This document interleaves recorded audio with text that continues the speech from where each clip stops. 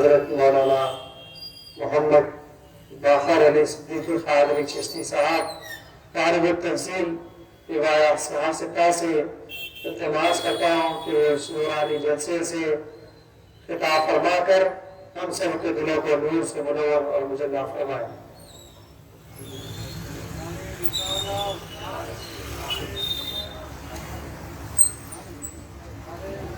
یا رسول اللہ، سبحان اللہ، ماشاء اللہ۔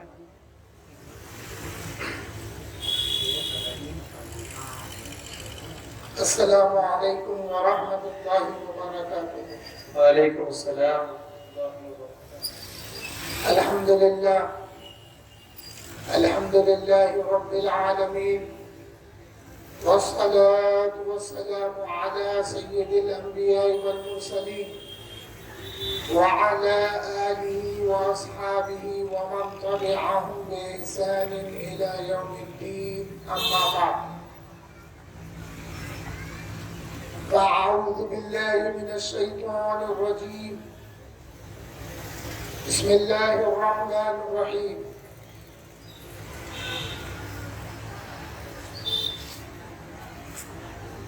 يا أهل الكتاب قد جاءكم رسولنا يبين لكم كثيرا مما تخفون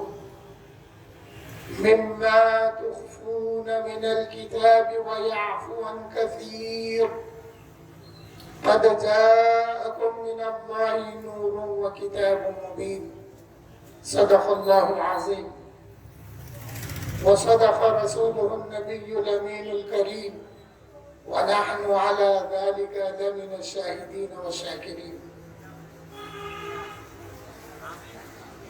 الحديث عن رسول الله صلى الله عليه وسلم: كنت نبيا وآدم بين الماء والطين، أو كما قال عليه الصلاة والسلام۔ وأحسن منك لم تر قط عيني، وأجمل منك لم تلد النساء، خلقت مبرأ من كل عيب، كأنك خلقت كما تشاء۔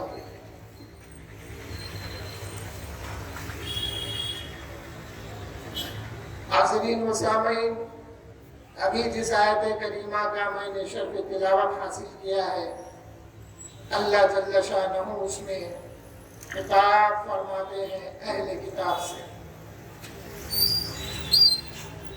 اہل کتاب یعنی یہود و نصارہ سے اللہ جل شانہ مخاطب ہے، اے اہل کتاب، تمہارے پاس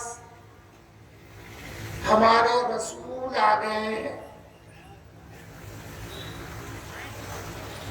جو صاف صاف تمہیں بیان کریں گے بہت ساری وہ باتیں جو تم چھپاتے تھے اپنی کتاب سے، اور وہ نبی، وہ میرے رسول ایسے ہیں وہ بہت ساری باتوں کو درگزر بھی کرتے ہیں۔ پھر اللہ تعالیٰ فرماتے ہیں قد جاءکم من اللہ نور وکتاب مبین، بے شک تمہارے پاس اللہ کی جانب سے ایک نور اور روشن کتاب آ گئی ہے۔ یہ دو آیتوں کا جب ترجمہ اور اس کا خطاب، اس کی مخاطبت جب دیکھتے ہیں تو ایک پہلی آیت میں خطاب اہل کتاب سے ہے، اور پھر دوسری آیت میں خطاب یہ عمومی خطاب ہے، یہ سب سے ہے، مسلمانوں سے بھی ہے، اہل کتاب سے بھی ہے، کافر اور مشرکین سے بھی ہے۔ دوسری آیت میں اللہ جل شانہ فرماتے ہیں قد جاءکم من اللہ نور وکتاب مبین، تحقیق تمہارے پاس اللہ کی جانب سے ایک نور اور روشن کتاب آ گئی ہے۔ یہاں پر نور سے مراد محرم سیدی و سندی محمد عبد الخبیر صدیقی حسرت قدس روح العزیز نے یہاں پر نور سے مراد محمد مصطفیٰ صلی اللہ علیہ وسلم لیا ہے۔ یہی مراد امام قرطبی نے بھی اپنی تفسیر میں اس آیت میں نور سے مراد محمد مصطفیٰ صلی اللہ علیہ وسلم نے لیا ہے۔ اور پھر حضرت عبداللہ ابن عباس کی روایت میں ہے اس میں نور سے مراد حضور اکرم صلی اللہ علیہ وسلم کی ذات مبارکہ ہے، اور کتاب سے مراد قرآن کریم ہے۔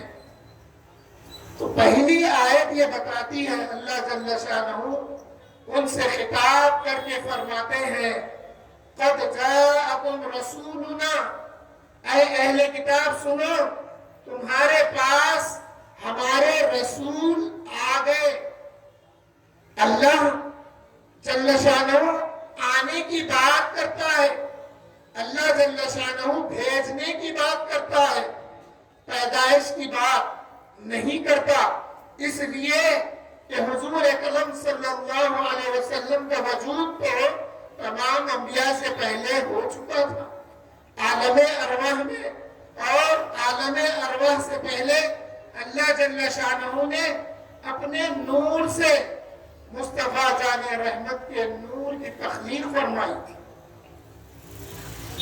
مگر مشکل یہ ہے آج کے دور میں ہمارے نوجوان بچوں کو کالج اور یونیورسٹیز میں، بلکہ اب تو اسکول میں بھی کچھ ذہن ایسے ان بچوں کو میلاد کے جلسوں میں پکڑ کے کوشش کرتے ہیں کہ ان کا دماغ اور ان کا رجحان بدلے۔ وہ کیسے؟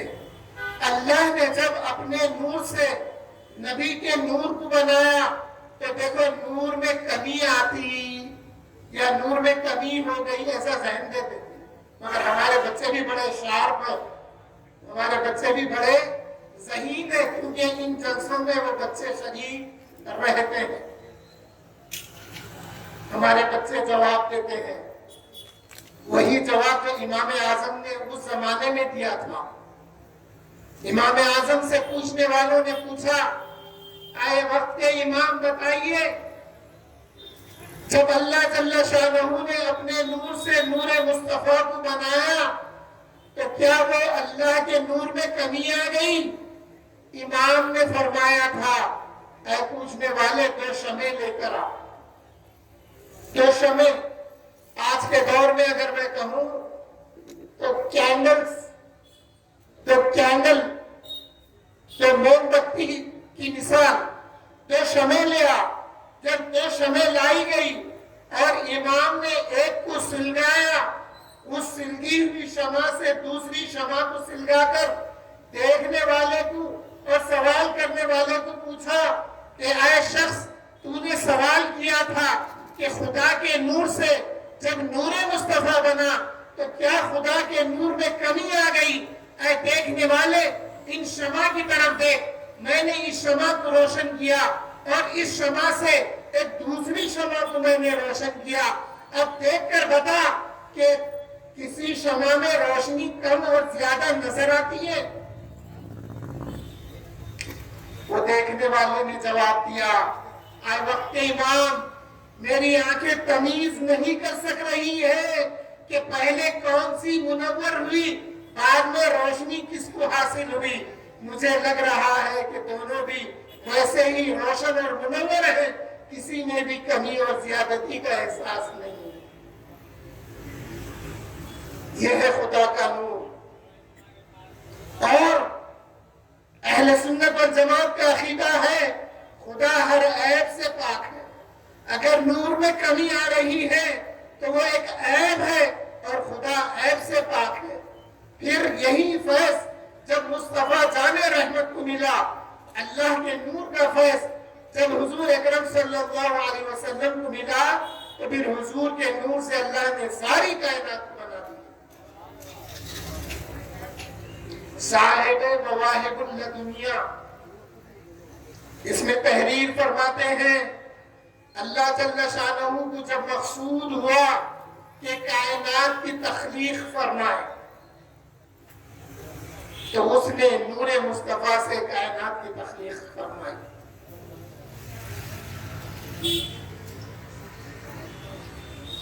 جب نور مصطفیٰ اللہ کے حضور تھا تو وہ عبادت میں مصروف ہو گیا۔ وہ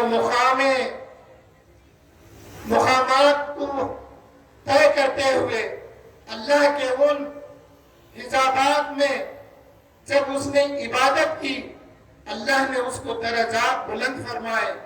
بالآخر جب کائنات کی تخلیق کا وقت آیا تو اللہ جل شانہ نے نور مصطفیٰ کے 4 حصے کیے۔ پہلے حصے سے اس نے قلم کو بنایا، دوسرے حصے سے لوح محفوظ کو بنایا، اور پھر تیسرے حصے سے عرش اعظم کو بنایا، اور پھر اس کے چوتھے حصے کے اس نے پھر 4 حصے کر دیے۔ ان میں کے پہلے حصے سے حاملین عرش ملائکہ کو بنایا، پھر اس نے چاند اور سورج کو بنایا، اور پھر جنت اور جہنم کی تخلیق فرمائی۔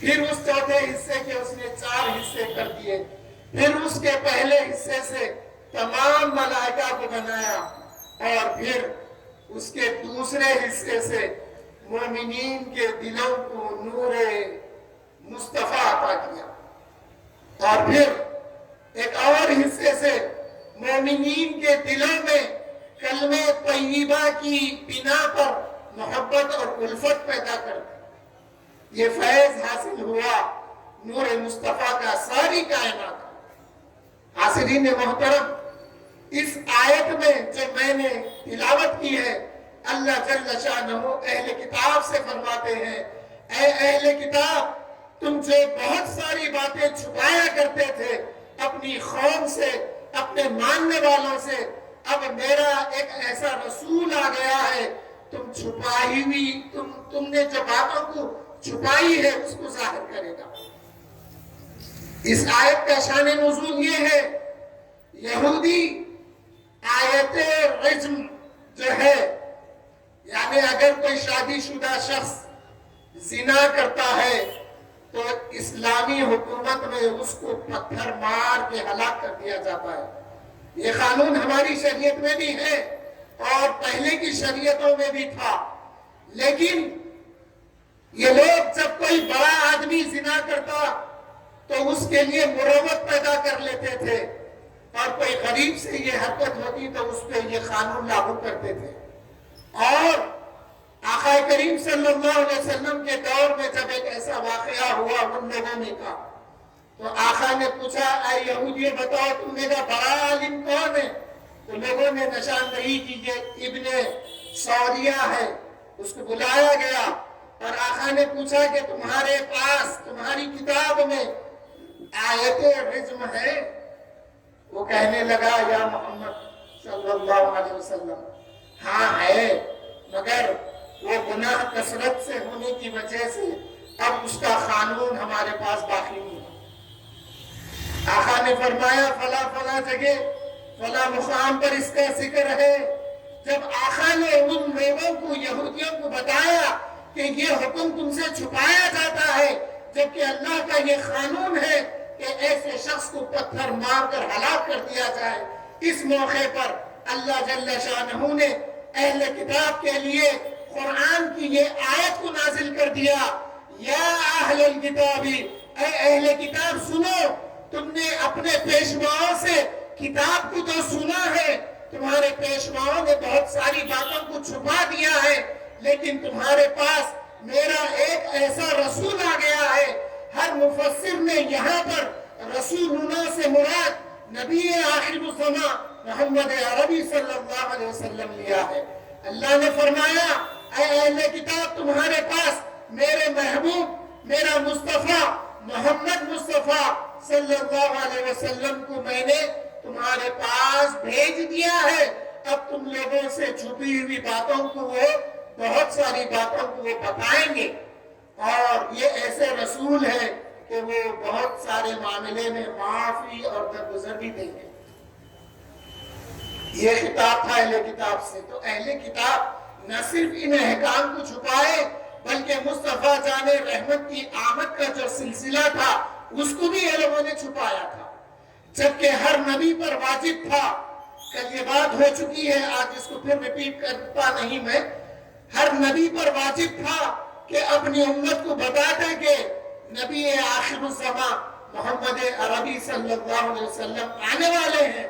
اللہ نے ہمارے سے عالم ارواح میں ایک میثاق لیا ہے اور اس نے ہم کو فرمایا ہے، اے ارواح انبیاء سنو، اے ارواح جن کو میرے مصطفیٰ کے نور نے سایہ فگن کر دیا ہے، اے ارواح سنو، یہ میرے مصطفیٰ کا نور ہے، یہ نبی آخر الزمان ہوں گے، یہ دنیا میں زمین پر محمد ہوں گے اور آسمان میں احمد ہوں گے، ان پر ایمان لانا، اگر تم ایمان لاؤ گے تو میں تمہیں نبوت اور رسالت عطا کروں گا۔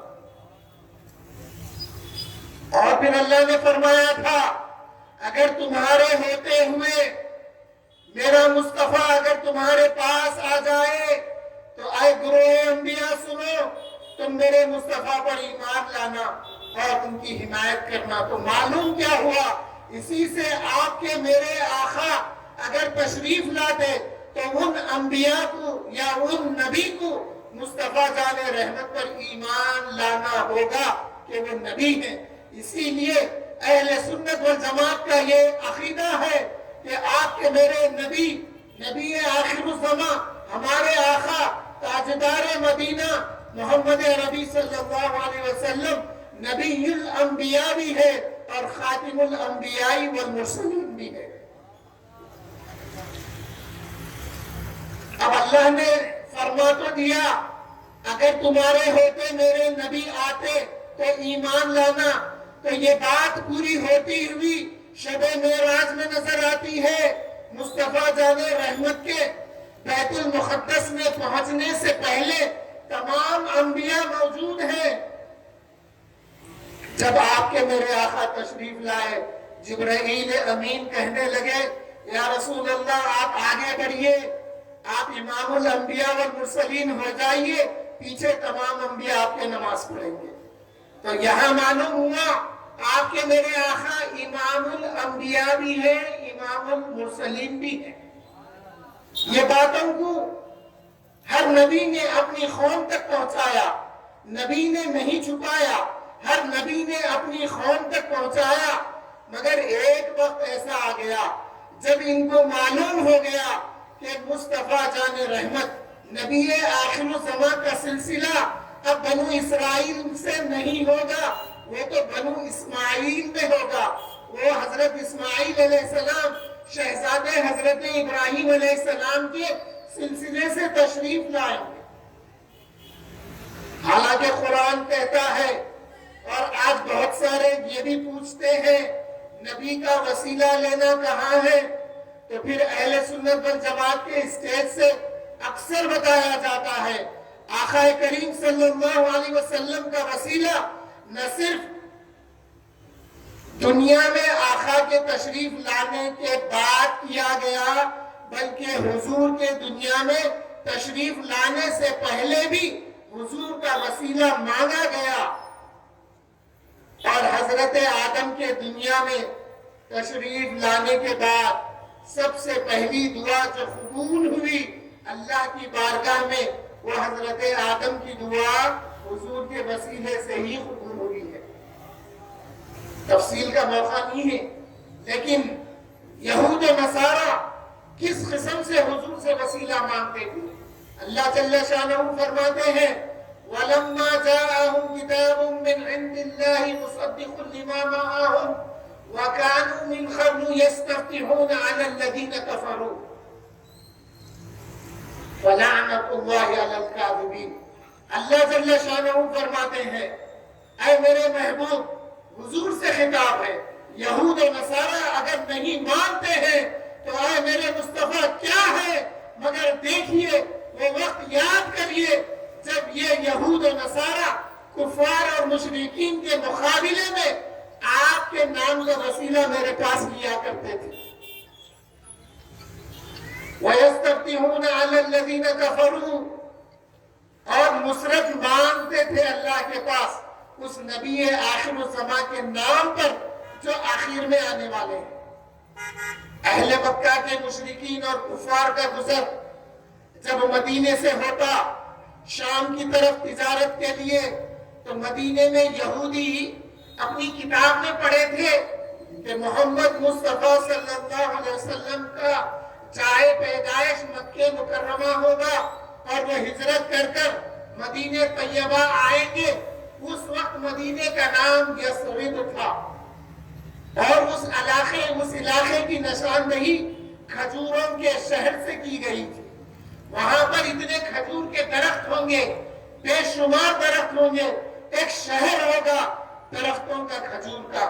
تو اس امید پر اور اس آثار کی روشنی میں یہودی مدینے میں آ کر رہائش پذیر ہو گئے تھے نبی آخر الزمان کی آمد کے انتظار میں۔ تو جب اہل مکہ کے کفار اور مشرکین کا گزر ہوتا مدینے سے، تو یہ یہود و نصارہ ان مشرکین سے چھیڑ خانی کرتے، اور جب لڑائی کا وقت آتا تو اللہ کے پاس دعا کرتے کہ یا اللہ اس نبی آخر الزمان کو مبعوث فرما تاکہ ہم ان کے ساتھ مل کر ان یہود ان مشرک اور ان کفار کا مقابلہ کریں، انہیں تہس نہس کرتے۔ مگر وہ وقت بھی آیا جب حضرت بشر ابن برا اور معاذ ابن جبل رضی اللہ تعالیٰ عنہ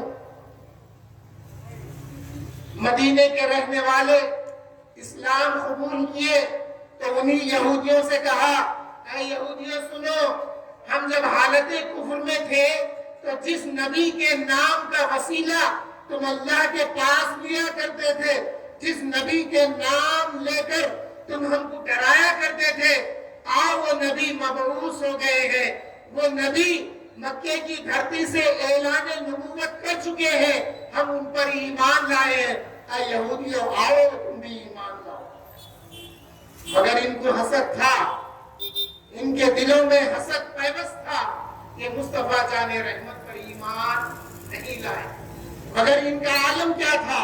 جب آقا کریم صلی اللہ علیہ وسلم مدینہ منورہ میں قیام پذیر ہوئے، ہجرت فرما کر جب مدینے میں تشریف لے آئے، تو دو یہودی آپس میں کہنے لگے آؤ ہم چل کے، اگر یہ نبی ہے تو پھر ہم ان سے ان 9 آیتوں کے بارے میں، ان 9 نشانیوں کے بارے میں پوچھتے ہیں جو اللہ نے موسیٰ کو عطا کی تھی۔ اگر یہ سچے نبی ہیں تو یہ بتائیں گے۔ دوسرا حاسد، دوسرا جو یہودی حسد کرتا تھا، حاسد تھا، وہ کہنے لگا انہیں نبی مت کہو، اگر وہ کہیں گے، اگر وہ سنیں گے ہم ان کو نبی کہتے ہیں تو وہ خوش ہو جائیں گے۔ کہا مگر دیکھیے جب آقا کریم صلی اللہ علیہ وسلم کے پاس حاضر ہوئے، ہو کر پوچھنے لگے یا محمد صلی اللہ علیہ وسلم،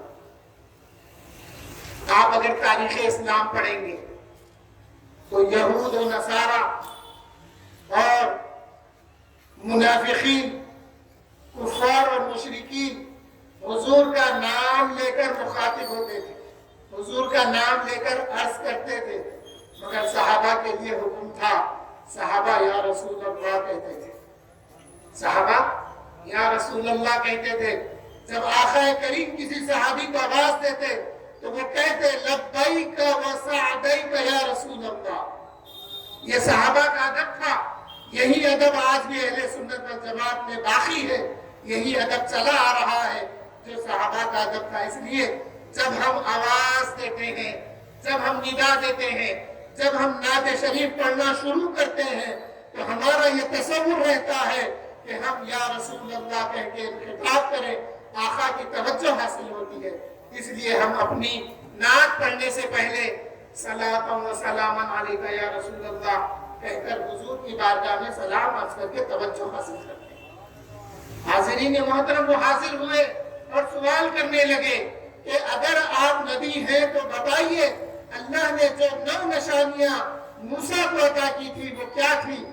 آقا کریم نے وہ نشانی پہلے بتائی جو ان کے نزدیک حضرت موسیٰ علیہ السلام کے لیے پہلی نشانی تھی، پھر دوسری بتائی، تیسری بتائی، یہاں تک کہ جب 9 نشانیاں بتا دیے تو ادب میں اور حضور کے علم نبوت کے قائل ہوتے ہوئے وہ دو یہودیوں نے آقا کے تلووں کو بوسا دیا. آقا کے تلووں کو یہودیوں نے بوسا دیا. آج اگر ہاتھ چومنے کی حدیث سنتے ہیں تو ان کا دل قبول نہیں کرتا. ضعیف حدیث. ارے حضرت انس ابن مالک رضی اللہ تعالی عنہ کا تو یہ معاملہ تھا. ایک سیب تھا آپ کے پاس, ایک ایپل تھا, ایک سیب تھا. جب کبھی آپ کے پاس کچھ لوگ ملنے آتے تو وہ سیب کو لے کر ایک ہاتھ سے دوسرے ہاتھ لے کے اور چومتے تھے اور لوگوں کو بتاتے تھے, اے لوگوں تمہیں معلوم ہے یہ وہ سیب ہے جو رسول اللہ کے دست مبارک سے مصطوبہ ہے. پھر حضرت عروہ ابن مسعود نے بھی دیکھا صحابہ کیسا ادب کرتے تھے. ہاتھ چومنا تو صحابہ کی عادت تھی. صلح حدیبیہ کے موقع پر دیکھا گیا صحابہ کا یہ عالم تھا. آقا کریم صلی اللہ علیہ وسلم وضو فرماتے تو وضو کا مستعملہ پانی زمین پر گرنے نہیں دیتے تھے, اپنے ہاتھوں میں لے لیتے اور ہاتھوں سے مس کرتے, چہرے پہ مس کرتے. جس صحابی کو وہ وضو کا پانی نہیں ملتا وہ کسی صحابی کے ہاتھ کو اپنا ہاتھ مس کرتے یہ تصور کرتا کہ یہ ہاتھ وہ ہے جو رسول اللہ کے مستعملہ وضو کو پایا ہے, کہہ کر اپنے ہاتھوں کو مس کر لیتا. تو یہودیوں نے آقا کریم صلی اللہ علیہ وسلم کے تلووں کو بوسا دیا. پھر آقا نے پوچھا, اے اہل یہود, اے اہل کتاب, ایمان لے آؤ میں اللہ کا رسول ہوں, میں اللہ کا آخری رسول ہوں, ایمان لاؤ. کہنے لگے یا محمد صلی اللہ علیہ وسلم اگر ہم ایمان لا لیں گے نا تو پھر ہماری قوم ہم کو زندہ نہیں چھوڑے گی. یہ یہود تھے, بہت ساری باتیں آقا کی آمد کو چھپاتے تھے. یہ جانتے تھے آقا کا حلیہ مبارک کیسا ہوگا, آقا کی سیرت طیبہ کیسا ہوگی, اور جب کوئی آقا کو دیکھے گا تو آقا کا دلدار کیسے ہو جائے گا. یہ صفتیں ان کو معلوم تھی, یہ چھپاتے تھے. اسی لیے اللہ نے فرمایا کہ بہت ساری باتیں جو تم چھپاتے ہو وہ میرا محبوب ظاہر کر دے گا. تو معلوم کیا ہوا گیا, دو آیتوں کی تطبیق بتا رہا ہوں میں. اس آیت میں اہل کتاب سے خطاب ہے, دوسری آیت میں خطاب ہم سے بھی ہے, اور ہم میں جو مسلمان کہلاتے ہیں ان سے بھی اس میں خطاب ہے. اس میں تھا کہ اہل کتاب چھپاتے تھے, مگر آج کا مسلمان نبی آخر الزمان کا کلمہ پڑھ کے لا الہ الا اللہ محمد رسول اللہ پڑھنے کے باوجود اور آقا کی میلاد کا تذکرہ سننے کے باوجود آقا کی میلاد ہم نہیں منا رہے ہیں. صرف ہم نہیں منا رہے ہیں, ہم پیروی کر رہے ہیں ان اسلاف کی جنہوں نے آقا کی میلاد کا ذکر کیا ہے. آقا کی میلاد کا ذکر کس نے نہیں کیا یہ پوچھئے. ہر زمانے میں نبی نے کیا, ہر امتی نے کیا.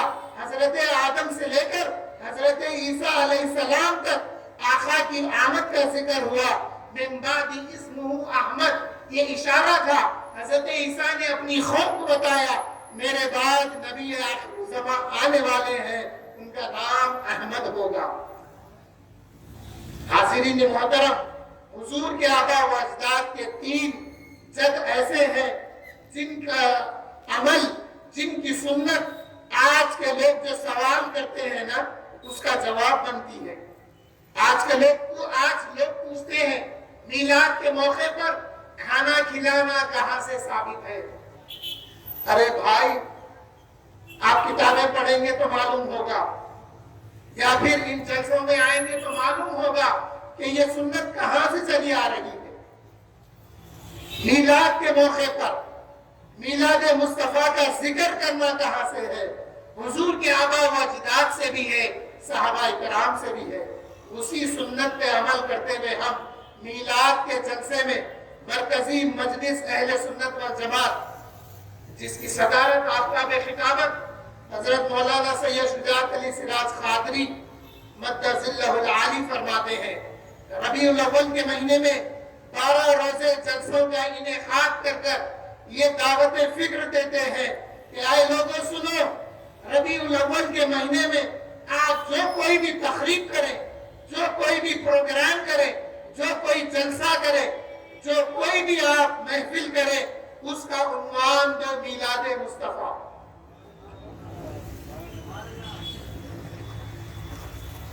سنیو جاگو، رسول اللہ سے محبت کرنے والوں، اپنے انداز کو اپنے اسلاف کے انداز کی طرف لے آؤ۔ میلاد النبی کے مہینے میں میلاد کا ذکر کرو، میلاد کے چرچے کرو، میلاد کے فضائل بیان کرو۔ یاد رکھو، اگر تم میلاد مصطفیٰ اگر بیان نہیں کریں گے تو پھر اپنے باپ دادا کی میلاد کا ذکر کرنا تمہارے لیے جائز نہیں ہے۔ بچے کی پیدائش منا رہے، برتھ ڈے منا رہے، ہر سال منا رہے، یہاں تک کہ عالم یہ ہو گیا ہر ایک بات کو لے کے برتھ ڈے منا رہے۔ اب وہ سب گنانے کا موقع نہیں ہے، معلوم ہے آپ کو۔ یاد رکھو، جو مصطفیٰ جان رحمت کی میلاد منا لیتا ہے، جو میلاد مصطفیٰ سے خوش ہو جاتا ہے، اللہ تعالیٰ اس کے لیے ساری خوشیاں میسر کر دیتا ہے۔ ورنہ شیطان سے کم نہیں ہے، سب خوشیاں منا رہے تھے، ایک رو رہا تھا، پوچھا گیا تو جبرائیل امین نے بتایا ایک لاکھ ایسی مارا میں ملک عدن میں گرا۔ اب جب گرا تو رو رہا، تو جب وہ رویا تھا اور آج بھی رونے والے ہیں۔ میری بات کو غور سے سنو، جب میلاد کا مہینہ آتا ہے تو پہلے پرائے روتے تھے، پہلے پرائے روتے تھے، اب اپنے بھی رو رہے۔ کیا حال ہو گیا؟ آج ایک فون آیا میرے کو، تقریباً 1 گھنٹہ سے زیادہ بات کیا، اس کو سمجھانے کی کوشش کیا۔ وہ کہہ رہا ہے کسی عالم کا ریفرنس دے کے آپ جوائن ہوئیے، آپ سے اپیل ہے، میلاد میں جو خرافات ہو رہے ہیں اس کو ہم روکیں گے۔ سب سن لیا، میں سن لے کے بولا کیا آپ کے علماء اور آپ کے جو قائدین ہیں ان لوگوں نے یہ بھی ارادہ کیا ہے کہ پچھلے 3-4 سال سے ہر ربیع الاول کے موقع پر اٹھانے کا وہ لوگ اہتمام کر رہے ہیں؟ اگر آپ ہسٹری پڑھیں گے نا، اگست کی 1 تاریخ سے لے کر سپتمبر کی آخری تاریخ کے دوران کبھی بھی بٹھایا جا سکتا ہے، اٹھایا جا سکتا ہے، مگر میلاد النبی صلی اللہ علیہ وسلم کا دن وہ دن ہے جو ساری دنیا میں 12 ربیع الاول ہی کو میلاد مصطفیٰ منائی جاتی ہے۔ اور سنیے، 12 ربیع الاول کا دن انڈین حکومت نے وی پی سنگھ کے ذریعے سے، وی پی سنگھ نے اپنے دور حکومت میں 12 ربیع الاول کو نیشنل ہالیڈے ڈکلیئر کیا ہے۔ اگر ہم انڈین سٹیزن ہونے کے ناطے اگر 12 ربیع الاول کی نیشنل ہالیڈے کو اگر ہم انٹرٹین نہیں کریں گے تو پھر ہمارے رائٹس کہاں گئے؟ بہت سارے لوگ ہیں ہیومن رائٹس کی بات کرنے والے، ارے کبھی اس پہ بھی غور کیے؟ ہیومینٹی کی بات کرنے والے مسلمان ہو کر، ارے تمہارے لیے انسانیت ہے مگر پہلے ایمان ہے، پہلے مصطفیٰ جان رحمت ہے، پہلے اللہ عز و جل کے محبوب کا میلاد منانے کا ہے تم کو، اس کے بعد سب کچھ ہے۔ اگر یہ نہیں تو وہ سب کچھ کوئی کام کے نہیں ہے، کام کر رہے کیا حاصل ہو رہا؟ ہم ان کے ساتھ انسانیت کے نام پر حسن سلوک کر رہے ہیں اور وہ کیا کر رہے ہیں ہمارے ساتھ؟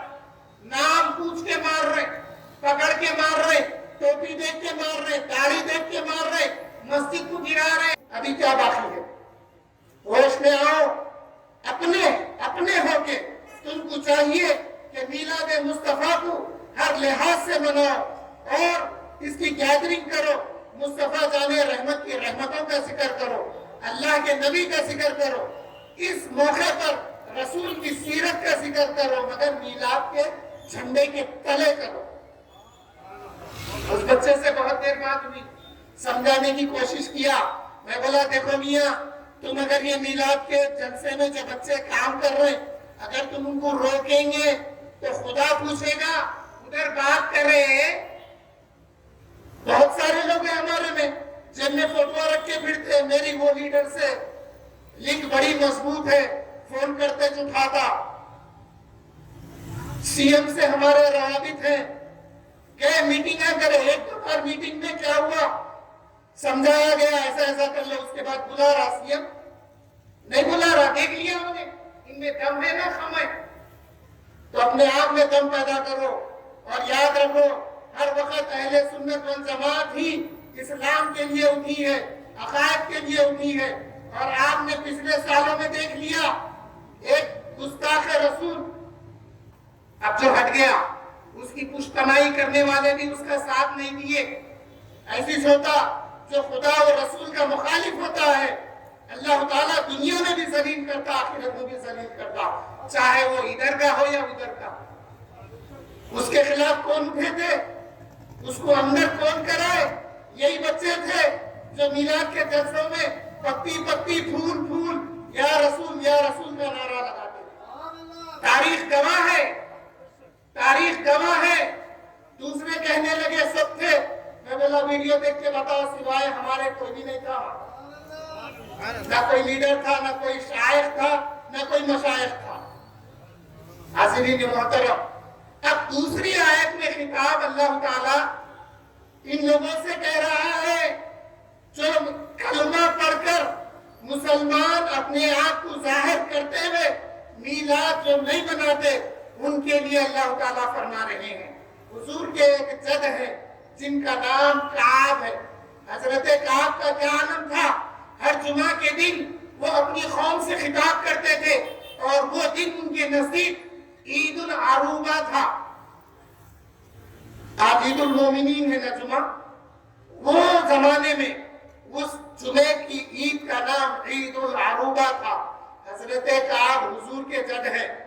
आइए आपको एक दो मिनट में हुजूर के आबा व अजदाद के नाम का जिक्र कराता हूँ, धीरे धीरे नाम पढ़ लीजिए, इसलिए कि रोजे क़ियामत अगर अल्लाह जल्ल शानहू पूछे बताओ तुमने अपने बाप दादा की तारीफी तो बहुत बयान की, क्या मेरे महबूब के आबा व अजदाद के भी नाम लिए? तो फिर हम कहेंगे कि अहले सुन्नत वल जमात के स्टेज से एक जलसा मॉर्निंग स्टार होटल के सामने याकूतपुरे में मुनक्किद हुआ था। या अल्लाह, हमने वहां पर आपके महबूब के आबा व अजदाद के नाम का जिक्र किया। आका करीम सल्लल्लाहु अलैहि वसल्लम फरमाते हैं, अना मोहम्मद बिन अब्दुल्लाह बिन अब्दुल मुत्तलिब बिन हाशिम बिन अब्द मनाफ बिन खुसै बिन किलाब बिन मुर्रा बिन कआब बिन लुवै बिन फहर बिन मालिक बिन गालिब बिन किनाना बिन खुदैमा बिन मुदरिका बिन इलियास बिन मुदर बिन निजार बिन मआद बिन अदना इला सय्यिदना इस्माइल ज़बीहुल्लाह बिन सय्यिदना इब्राहिम खलीलुल्लाह। इन आबा व अजदाद में तीन शख्सियत थे जिनमें हजरत काब हर जुमा को अपनी कौम से खिताब करते और अपनी कौम को बताते, ऐ लोगों सुनो, जो नबी आखिर ज़मा तशरीफ लाने वाले हैं वो मेरे सिलसिले से होंगे। और हुजूर की आमद का तस्करा करते, हुजूर के नबी आखिर ज़मा होने का जिक्र करते। और फिर हजरत इलियास का क्या मामला था? हजरत इलियास की जब विलादत हुई, इससे पहले मैं हजरत निजार का सुनाता हूँ। हजरत निजार की जब विलादत हुई तो नूरे मुस्तफा आपके माथे में जगमगा उठा। आपके वालिद देखकर कहने लगे, ये वही नूरे मुस्तफा है जो मेरे से मेरे लड़के में मुंतकिल हो गया है। और आप अच्छा अच्छा पकवान किए और अच्छा अच्छा पकवान करके लोगों को खिला के कहने लगे, ऐ लोगों, ये नूरे मुस्तफा की खुशी में जो कुछ मैंने पकाया है और जो कुछ मैंने खिलाया है, ये इस नूर के सामने कुछ भी नहीं है। तो यही सुन्नत को अमल करते हुए हम मीलाद नबी सल्लल्लाहु अलैहि वसल्लम के मौके पर लोगों को खाना खिलाते हैं और हुजूर की मीलाद का जिक्र करते हैं, जलसे जुलूस निकालते हैं। हजरत इलियास जो थे वो भी जुलूस निकाला करते थे, मुस्तफा जाने रहमत की आमद का चर्चा करते थे। आइए आखिरी बात की तरफ हूं मैं। मुस्तफा जाने रहमत भी अपनी मीलाद का यौम मनाते थे। हर पीर के दिन आका करीम सल्लल्लाहु अलैहि वसल्लम नफिल रोजा रखा करते थे। صحابہ نے پوچھا یا رسول اللہ یہ روزہ کس لیے ہے؟ آقا نے فرمایا یوم ولدت فیہ و یوم ابعث، یہ وہی دن ہے جس دن میری پیدائش ہوئی اور اسی دن مجھے بعثت ہوئی، یعنی اسی دن مجھے اعلان نبوت کرنے کا حکم ہوا۔ تو معلوم ہوا آقا کریم صلی اللہ علیہ وسلم ہر پیر کے دن روزہ رہ کر میلاد کا ذکر کرتے تھے، اس کا شکرانہ ادا کرتے تھے۔ حاضرین محترم، قد جاءکم من اللہ نور و کتاب مبین میں آج جو مسلمان ہوتے ہوئے میلاد مصطفیٰ کے ذکر کو اہمیت نہیں دیتے بلکہ اس کو بدعت قرار دیتے ہیں، بلکہ اس پر طعنا کرتے ہیں، ایسے لوگوں کو باز آ جانا چاہیے۔ اے مسلمان کہنے والوں، اپنے آپ کو کتابیں پڑھو اور عقائد اہل سنت والجماعت کی طرف آ جاؤ۔ اسی سلسلے کا آخری جلسہ انشاءاللہ تعالی 12 ربیع الاول کو میلاد میدان میں منعقد ہوگا، وہاں پر آپ تشریف لائیں۔ آپ ہم سب مل کر مصطفیٰ جان رحمت کی میلاد کا ذکر کرتے ہیں اور عید میلاد النبی مناتے ہیں، اس لیے کہ ہمارے شیخ حضرت سیدنا محمد عبد القدیر صدیقی رحمت اللہ علیہ نے فرمایا کہ یہ دن عید الاعیاد ہے، جب تم ایک دوسرے سے ملو تو عید میلاد النبی مبارک ہو کہو، چلنے والوں کو چلنے دو، تم اپنا کام کرو۔ میں آپ تمام کو دعوت دیتا ہوں، اس دن ضرور تشریف لائیے اور باقی دیگر جلسوں میں بھی تشریف لائیے۔ اللہ تعالیٰ سے دعا ہے کہ یا اللہ اس میلاد مصطفیٰ کی برکتیں ہمیں عطا فرما، ہماری زندگیوں میں برکتیں عطا فرما، ہماری زندگیوں میں اور ہمارے عمل میں حضور صلی اللہ علیہ وسلم کی محبت عطا فرما۔ مرنے سے پہلے صبح پر کلمہ طیب لا الہ الا اللہ محمد رسول اللہ نصیب ہو۔ توفنا مسلما والحقنا بالصالحین والحمد للہ رب العالمین۔